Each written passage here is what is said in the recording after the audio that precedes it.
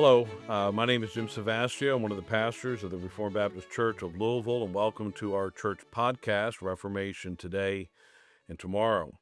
On several of our podcasts, one of our young men, Kevin Poller, has talked with me and interviewed me, and I'm going to turn the tables just a little bit here, Kevin, and just have a discussion about growing up in Reformed Baptist churches. You've been a part of at least three Reformed Baptist churches, one in SeaTac, Washington, one in Dallas, Texas, and then here as well. But I'm going to ask you a few questions about your background.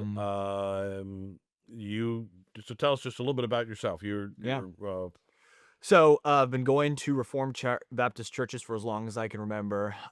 Pastor Jim said, I started in a church in SeaTac that was there for about 5-6 years, and then we moved to Dallas. That was for about 6 years. We moved to Louisville, Kentucky in 2011, and I've been there ever since. So Yeah. you were 11 when I you was moved 11 here? when I came here. Okay.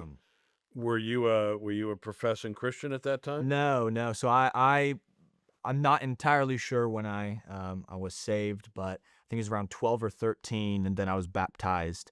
I don't remember if it was 2015 or 2016 Okay. when I was 15 or 16. Probably have a record of that. Right. I'm sure there was something somewhere. So pretty much up until that point, didn't really care about what was being preached. I don't think I can remember a single sermon from anything before I became a Christian. Even since I've been a Christian, you don't remember everything. No. But it was not something I really thought about until I became a Christian. And even then, when I was baptized, I don't feel like there was much spiritual growth until I was about 19 or 20. Okay. Actually, when my brother, he was living alone, and he had a roommate who was going to the seminary here in town. There's a few guys from our church who were in seminary as well. Hanging out with them is what really sort of piqued my interest, and I think ultimately the Spirit moving in me to kind of start figuring some things out for myself. I was in college, I was working, and being in the world a lot. Kind of some of this stuff was the growing up part kind of hit me, and I thought, okay, so I'm a Christian. I'm confident of that, but like, what do I believe?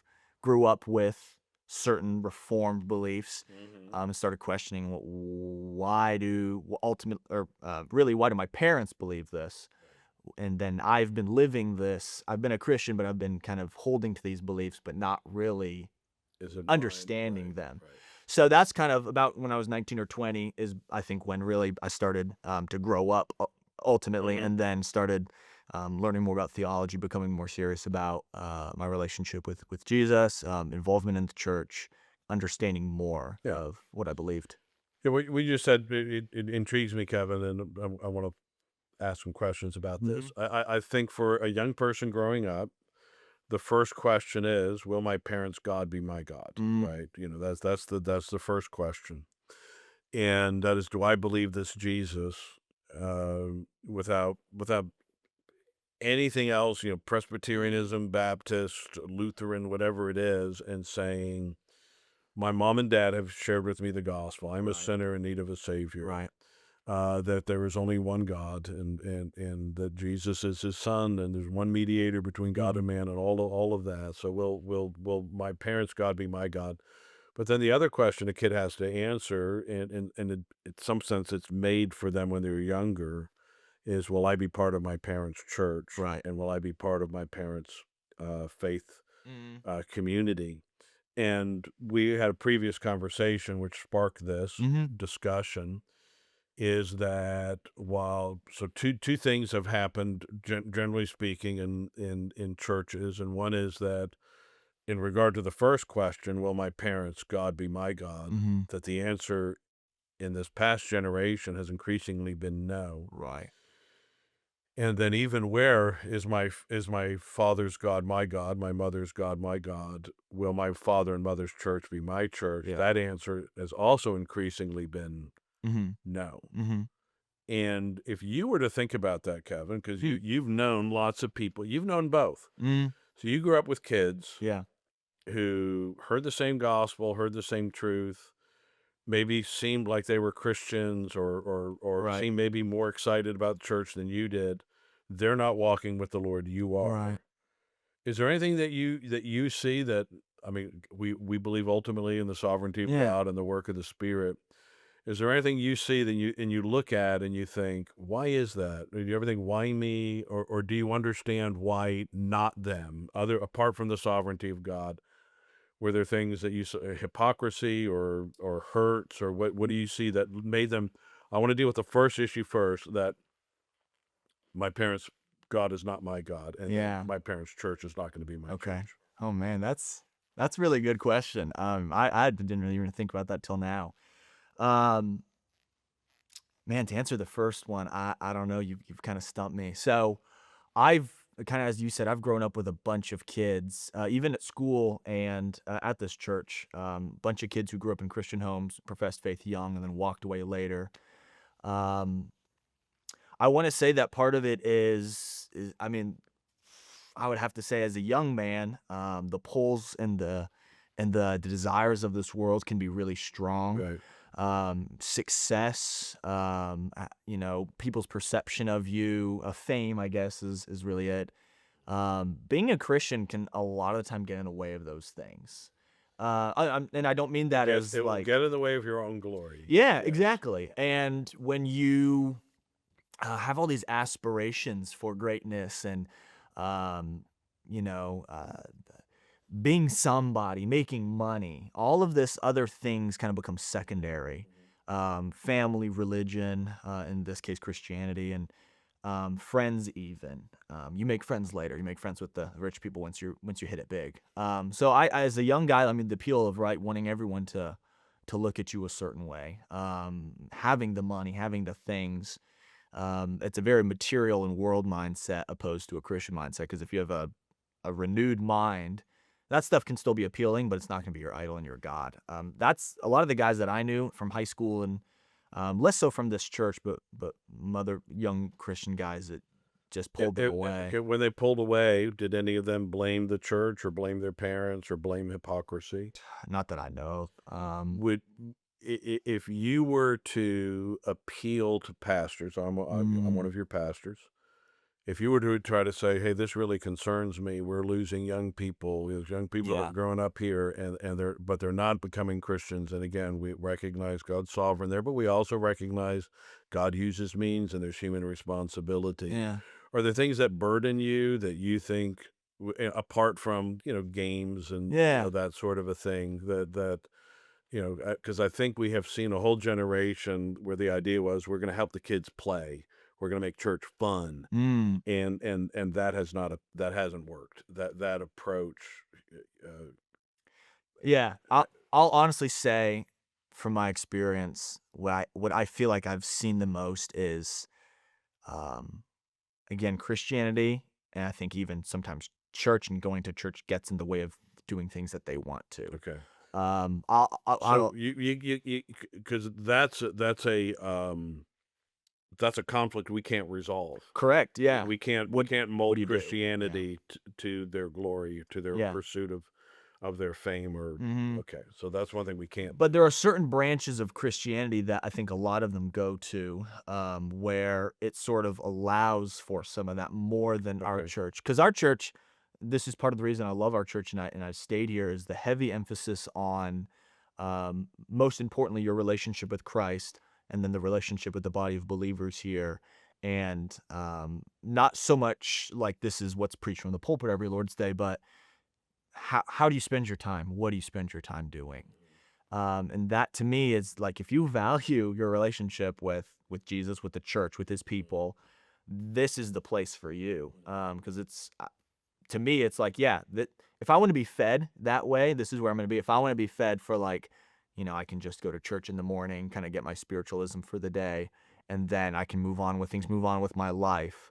Almost like a sort of what do they call it, the confession box, or a confession where you live your life one way, church morning comes, you kind of have your reset, and you continue in that pattern. That's, humanly speaking, that's far more appealing than actually being a Christian and living your life Okay.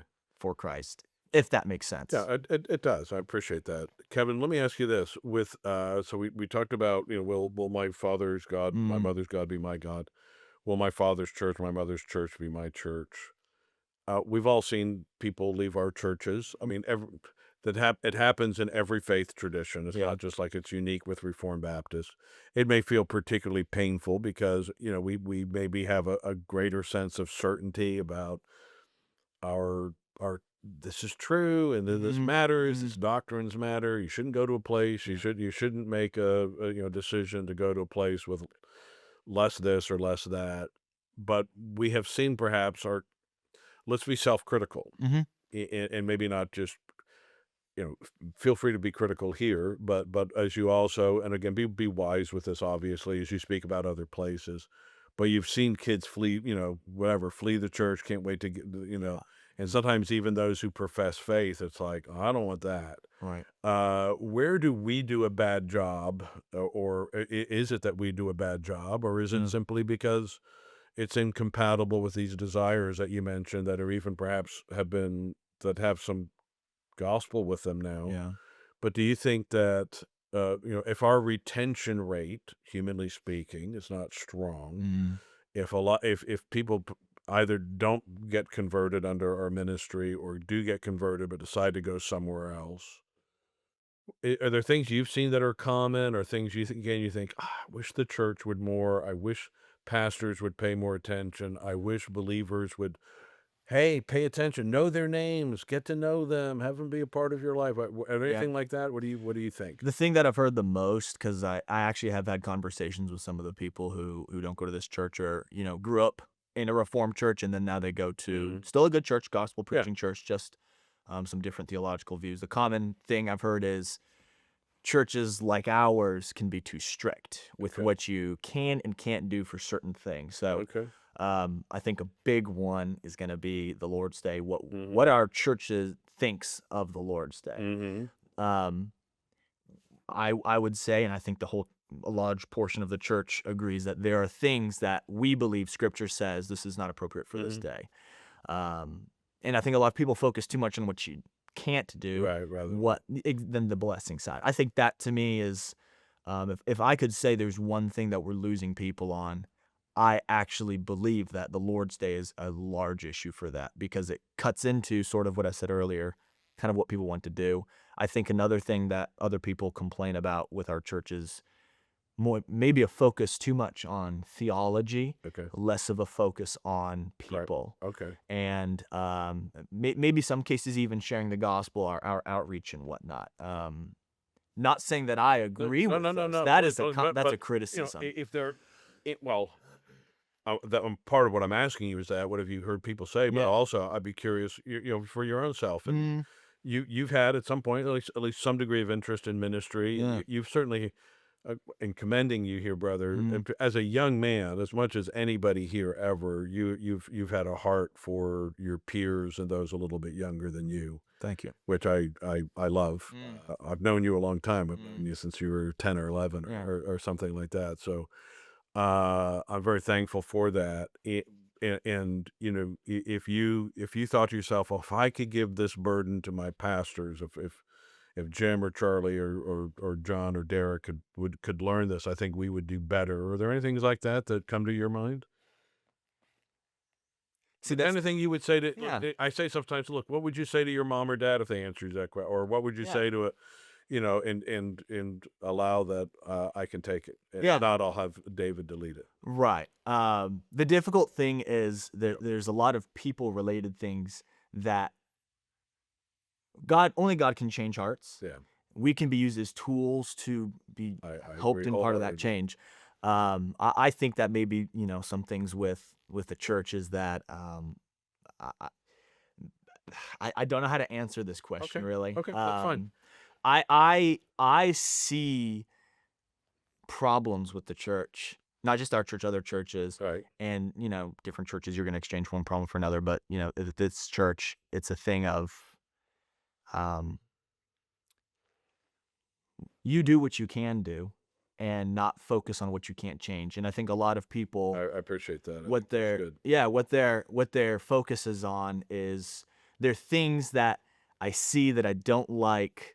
I can I can get away from it. So let's take the strictness or how intense we are with theology, our focus on theology. Mhm. A lot of people are like, this just isn't for me. I'm going to leave instead of trying to understand why do we think the way we Right. do, because it takes work. Okay. Um, I heard somewhere from some guy. He said, if you don't like work, don't be a Christian because that's like what your whole life is. Okay. Um, Do you think there's anything to an intergenerational disconnect, and that is that you've got your older people, your mm, whatever, maybe your three generations. You got your over 50s. I know you like to think about this because you've mm, brought this up sometimes in prayer and other things that but you have your older folk and then kind of your young family and then your singles or younger mm, people and I mentioned earlier about birds of a feather in another podcast. I think that, but if the feather that binds us together is the gospel, then it doesn't matter if you're 80, if you're an 80-year-old and a 15-year-old, mm, there should be connection and not just 80-year-olds with other yeah, 80-year-olds and families with young kids with families with young kids, and then all the young people do stuff together. yeah, I know there's socially there's going to be some of that, but do right. you think that young people struggle sometimes with feeling like nobody even knows my name, nobody asks about me? I don't. Do you think that has anything to do with why young people might, while they embrace Christ, might not Yeah. want to be part of their parents' church? Oh, absolutely. I think that whether it's intentional or not, some people can feel like they're an outsider because the way they see things. Right. Yeah. I'm gonna shock everybody. Young people and older people think differently, Whoa. and there's certain people who want to do things a certain way because this is what we've always done. We don't like change. Then young people come and say, "Hey, we kind of want to freshen things up." Whether it's right or wrong, TBD. But there's those two mindsets. I think sometimes some of the younger people feel like nobody listens to me. I'm just here, and the older people run the show. And I think that these are some changes that we could benefit from. Maybe adding a ministry or including different stuff, like different opportunities for people in fellowship, or even different things with, let's just say, music style. Right. And then sometimes they just don't feel heard. And right when and then the older people look at them as, oh, these little young punks, they just want to change things up. Yeah, So there's a I think disconnect some old there. people feel they don't get heard too. But Yeah. so let me ask you this too, as a part of this, because you could feel this, and I think particularly as a young man, you i- in all the proper ways. If I'm not trying to, I'm not mocking anything, but you're feeling your own oats. I want to start my own family and build my own traditions, and yeah, while I want to honor my legacy Right. or my parents, but there's a part of it like I need to carve out my own space. Do you Mm. think that has something to do that prevents churches from being multi-generational? Hmm. I don't really know. It's funny because I don't know if I'm the young person you should be asking a lot of these questions to because I'm overall understand and appreciate kind of where this church Yeah, is. right. But you're Um, also though, Kevin, you're 25 years right. old, just recently. Happy birthday again. Thanks. But you're trying to, at some point here, God willing, you're going to have a family, and Mm, your dad's a deacon mm-hmm. here. Y'all have been here for since what you said, what 2011, so 2011. coming on 14 years Right.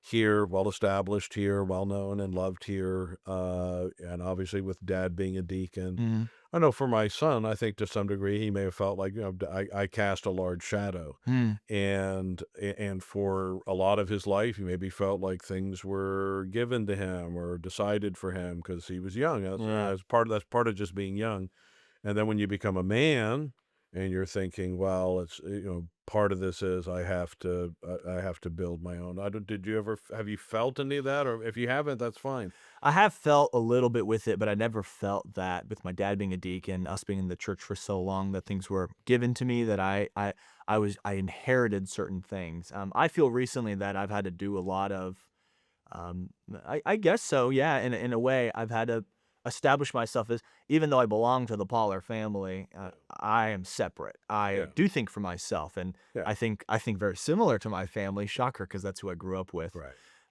But as far as separating myself, I didn't feel the need that I had to. There was a part though where it's like I do want people to think of me different, but not to a point where, I'm trying to look to change things. I love. This is something I kind of answer your question with kind of the intergenerational thing, kind of going back to that. What I really like about this church is I can talk to so many of the older people. As a matter of fact, I actually think I talk to more older people than I do the younger people. But that is something I do really love and value. Yeah. I've never felt that the older folks, the past generation, looks at me as like this little young whippersnapper. He's Yeah, and thankfully, because you grew up here, Mhm. which is it could be that tendency, Sure, especially because you grew up here. It's sure, like, I knew you back when, or sure. we've obviously we share funny Mhm, stories together mhm. because of stuff our families did together, Right. you did with my kids, and our Yeah. those kinds of things. So I'm thankful to hear that. Um, so you're one of those, you Mhm, grew up in it, and you embraced your parents' God by God's mhm, grace, and you've embraced your parents' church. mhm. Um, as you think about, the years to come, God willing, and the Lord brings a woman into your life, and, Yeah. and children, is it your hope would be, I hope would be that 30 years Yeah. from now, your son will be sitting in a similar place, and sharing similar sentiments, Mhm. preeminently about Christ, but also Forever, yeah. perhaps about a legacy of faith passed on from one generation Yeah. to another. Yeah, I love this church. I have, no interest to leave as things stand now, and, actually, a handful of years ago, I was dating a girl in Lexington. We had to do some church shopping for her, and I just was reminded over every Sunday that I was gone, I just was reminded of I miss my church because this is home for me. And as I get older and figure out what I believe more, it does line up with this church. To have some differences, sure. Sure. It's not perfect. It's not a perfect fit because Right, I'm but human, but right. yeah, but I love this That's part of church what and makes it a fit, is working through those things together yeah, with the gospel. absolutely. But yeah, love this church. Plan to Okay. stay here for a while, and Oh, I love you appreciate the too, people buddy. here. Yeah, So, Kevin, thanks for sharing these things. yeah, no problem. I appreciate your insights. Yeah, Thank you for listening to Reformation today and tomorrow, ministry of the Reformed Baptist Church of Louisville. The Lord bless you and keep you.